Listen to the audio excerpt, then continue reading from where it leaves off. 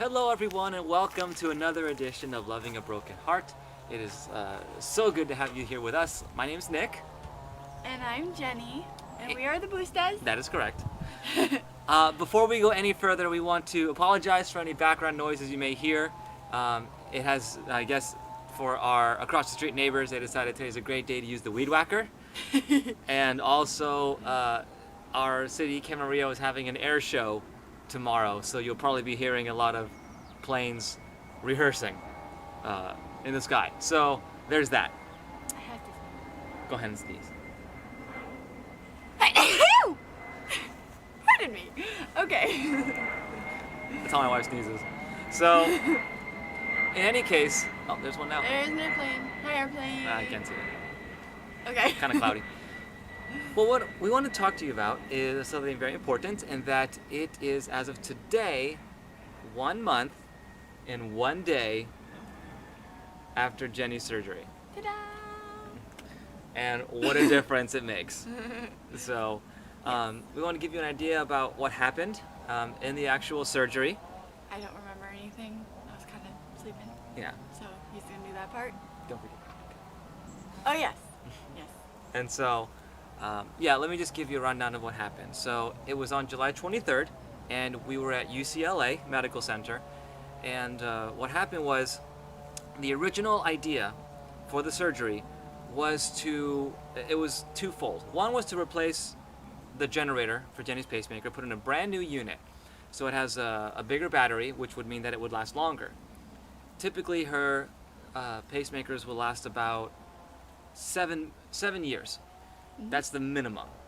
There's always a range for the pacemaker, but since Jenny uses hers about almost 100% of the time, we rotate them out every 7 years. The bigger thing though was we were going to have the doctors replace the leads, because they're the same leads that she's had since she was 3 years old. They're 27 years old now. Yep. They typically don't last that long, but hers are, they lasted. But they decided, yeah, okay, it's time to go ahead and replace them. So we were at UCLA. Jenny was checked in and everything, and we had to wait a couple hours. There was a delay, but eventually you were able to have the surgery done. And I had a great time in the waiting room with Jenny's parents and with. We had a big support system that day. Yeah. And it was awesome. So for all of you who were there, thank you again. It was such a blessing to have you there. We really needed the support, and it was great. So after a couple hours, one of the doctors comes out, and he tells us that they were able to replace the generator, no problem, but they couldn't replace the leads. And what happened was, the original leads, they were going to leave the terminals, the connectors that go from the wire to the heart. So if you have a pair of jumper cables, picture the clamps on the jumper cables. Those are the terminals. So they were going to leave those in the surface of her heart because they're just so there's so much scar tissue that develops around it. It would have just been impossible to try to get them out. So they were going to leave them there and then put 2 new leads somewhere else on the surface of the heart, and it just kind of start fresh. Well, the problem was with the surgeon. He was trying different locations on the surface of the heart, but the connection wasn't working. Yeah, the heart wouldn't take it. The connection wasn't working, and the reason why was because he said there was some scar tissue that developed around the entire surface of the heart. So there was kind of a barrier for the terminals to even work where they wanted them to. So they decided, well, there was this whole decision about, do we try a different area completely, because the way they went in was through the incision they made right here, which is just over Jenny's old scar. Is it okay if I show them? Okay. Yeah, so you can just kind of see right there. It's healing up very nicely. Yep. I'm very happy with what the doctor did. He thinned it out a little bit. It was a little bit wider, but it's looking really good. Yeah. I'm very happy with it. Yeah, it looks great. I'm still sore around here. There was a chest tube in there.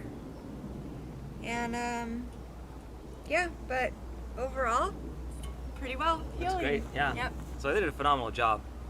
but they were concerned if they were going to try somewhere else on the surface of the heart, they would have to go in here and make a cut right here, which they've never done before on Jeni. But then they decided, well, there's no guarantee that if they go in that way, that it would even take work. Either, yeah. Plus, that's another huge risk, because now you're opening up somewhere else, and there's scar tissue there you have to cut through, and so there's there's all these complications. So they decided it probably wasn't the best idea. So they decided, Right. let's test her leads one more time, the original ones. They tested the leads, and they still work. And They so cleaned it up a little bit, right? yeah, they did the best they could with cleaning it up, and it tested okay. So they said, all right, let's just leave these leads the way they are. So, neighbors. So it ended up being a very long pacemaker replacement surgery with more complications. So that was what happened, and originally that was the real reason why we wanted the surgery done. It wasn't for the pacemaker, it was for the leads, because we were worried that the leads were going to fail. And Suddenly. and if Yeah. the leads fail, that's a problem, because then you have In to the middle have of the school year, like, we just were concerned with our schedules and everything else. We just wanted to get everything done during the summer. yeah. Yeah, sorry. No, that was good. That was good. So let me tell you what happened. Initially, when he first told us, I was worried, very worried. I was thinking, but this wasn't supposed to happen, But then I told everyone that I'll be back, and got a little something to eat, because I didn't know if I'd have another chance to eat before Jeni woke up, so I'd have strength for her. And then a little later on, I went to UCLA has a little chapel. Every hospital has a little chapel, so went in there and I prayed and I said, Lord, you know what happened. This doesn't surprise you at all, but we went into this surgery praying not necessarily that everything would go smoothly. We were hoping everything would go smoothly. We were praying for that, but Yeah. what we ultimately were praying for was that God's will would be done, and that He would get glory out of this. Period. That was the main thing. Yeah. Everything else was secondary. Yeah. So I Would said, have Lord, been nice to get new leads, but it wasn't in the Lord's plan, and that's what matters to me now. and me. Yeah, so I said, Lord, this is what you wanted, so okay, thank you very much. Yeah. And we don't know why, but you do, and that's good enough for us. Yeah. And I left that chapel feeling very calm, very, very confident, knowing, my wife's in God's hands. Mm-hmm. That's exactly where she needs to be, and that's all I could ever ask for. He holds my heart in His hands, and nothing happens that is out of His control That's right. in our lives. And He allows everything to happen for a purpose that, as humans, we may or may not understand at the time, but we have that intimate faith with God and with Jesus to know that it's okay. And we may not know all the answers, but it's okay. We trust Him to know He knows exactly what He's doing. We're not going to question Him. That's silly. That would be silly. I'm not going to question the creator of the universe. Like, why'd you do this to me? What? So, yeah, it's just, you want to keep going? Sure. Yeah. So, went back and we all were together in the waiting room waiting for the surgery to end. I finally got the go-ahead to go up and see Jeni in recovery. And, she was moving around a little bit. I asked her if she could hear me, if she could understand me, because this was the next obstacle, or not obstacle, but the next thing to consider. I had to tell her. I didn't know about it. Yeah. Right. She had no idea. And I told everyone in the waiting room that it's probably best if I tell her alone, and then you guys can come up. And they all agreed. So I do tell Jeni. I tell her, very calmly what happened and what they did inside and what they didn't do and why, as best as I could. She was still very groggy, so I didn't want to go into detail, but I just told her what was important at the time. Another plane. And at first she was upset for maybe, I want to say, 10 to 20 seconds. But then... I don't remember any of this. I was still coming out of recovery. Right. But, yeah. But then after those 20 seconds, she looked at me as best as she could. And... You like that? No, I can hear you. Oh, okay. Yeah. And she said, "It's okay. This is what God wants." And I knew she meant it. I mean, you can't lie when you're on medication. Right. So, especially that kind of medication. If I can add that, I don't remember specifics because I was on drugs, but I remember like the initial upsetness of the news, but then it quickly went away, like supernaturally. God gave me this peace that surpasses all understanding, which is Philippians 4, 6 something. So, if you want to look it up, you can. But yeah, the peace that surpasses all understanding, and it was just an overwhelming sense of peace. Of just like, I got this. You're okay. This is my plan for you. It may not have been your own personal plans for yourself, but I know what's best for you. I created you in your mother's womb. I knit you in your mother's womb. Psalm 139. You know, so it's just, and that's when I turned to Nick and I said, you know, it's okay. This is what he wants. It's okay. It's what he wants. Or however I said it. But the point's still the same. So. I love you. I love you too. So, the family came up and everything, and we were able to visit. I got to stay the night in the room with Jeni, and there were more visitors the next day. So, all of you again, thank you very much for your support. Mwah! Thank you. It meant the world to me. So.